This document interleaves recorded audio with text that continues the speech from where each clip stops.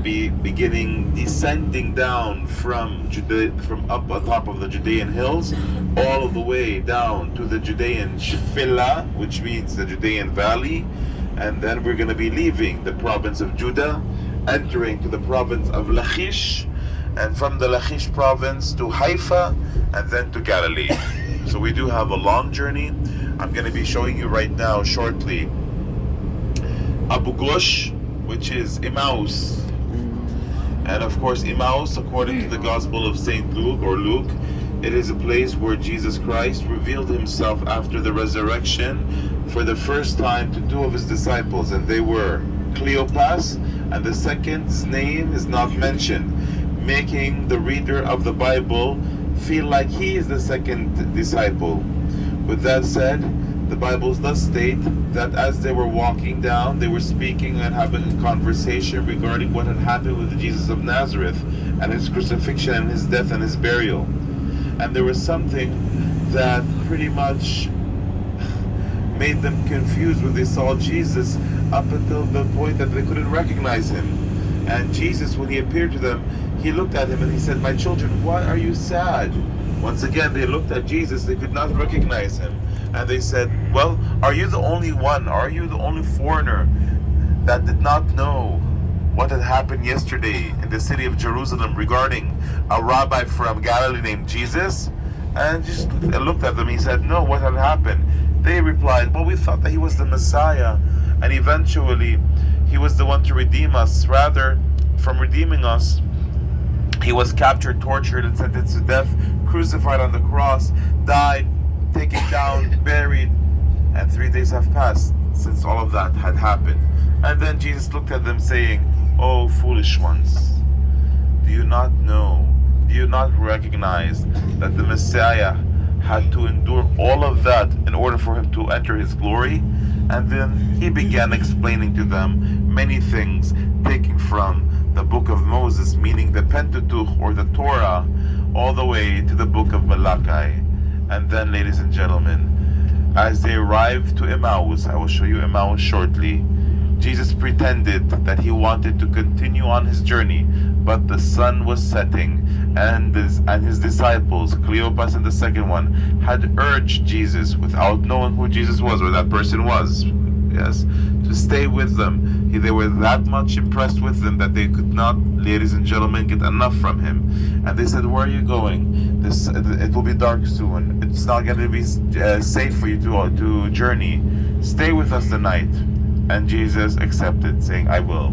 He entered Emmaus, and the Bible stated, as they were having dinner, as it was of course custom to Jesus before having dinner, he took the bread and wine, and he blessed the wine and blood.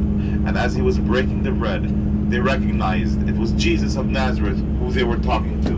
But before they could say anything, he had disappeared.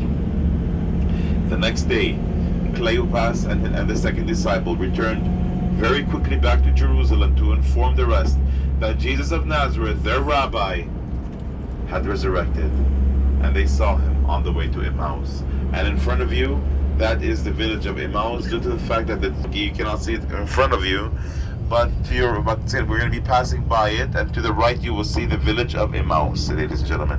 The word Emmaus means hot water spring, because there's a spring that gushes out hot water from it. And that's the meaning of Emmaus, and it's located 7 miles west of Jerusalem. The Bible says that it's 7 miles away, correct? So it's exactly 7 miles away from Jerusalem. To your right hand side you will see Emmaus. All throughout this area you will see lots of vineyards. You will see lots of vineyards in this area, and that's because over here the best quality of wine is grown here, and also Mount Carmel. Yes, the word Carmel in Hebrew is Kerem El, which means the God's vineyard. We're going to be heading there today to Stella Maris Church. Here to your right hand side, this here is Emmaus.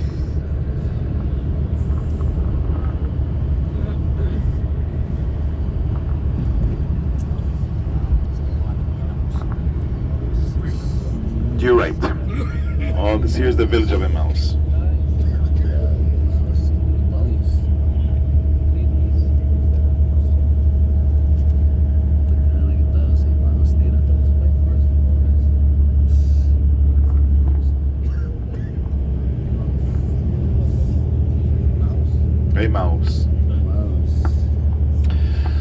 division of Israel took place. We're going to be heading to Mount Carmel, okay?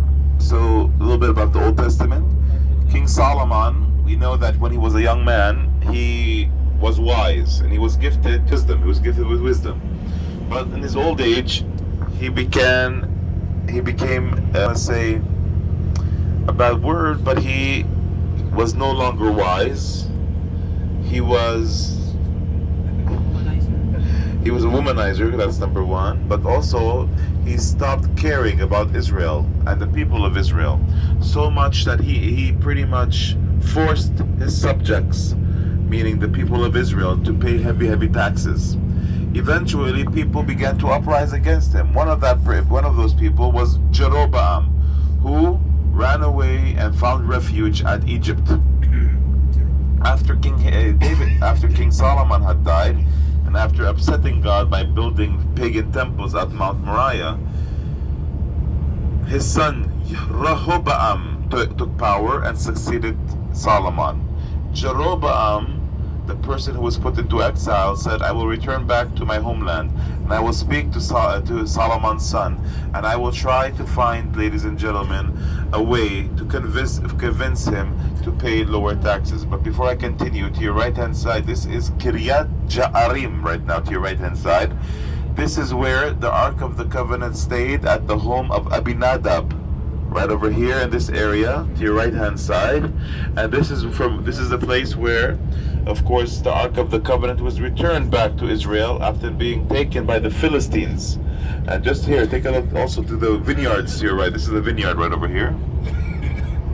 Not Palestinians, just so that you know. The Philistines of the Bible, they came from the coastland of Kaftor. If you read from the book, chapter 47, verse 4, it is written that the Philistines, they are the remnants of the homeland of Kaftor, and Kaftor is one Greek island. It's either Cyprus or it's either Crete, okay? With that said, they came here in the 14th century BC, and they settled in the western part of Israel, or back then it was not Israel, it was Canaan. They settled in the western part in Canaan, and they built 5 cities. They were Gaza, Ashkelon, Ashdod, Ekron, and Gath. By the way, just to let everybody know, Gath is the homeland of Goliath.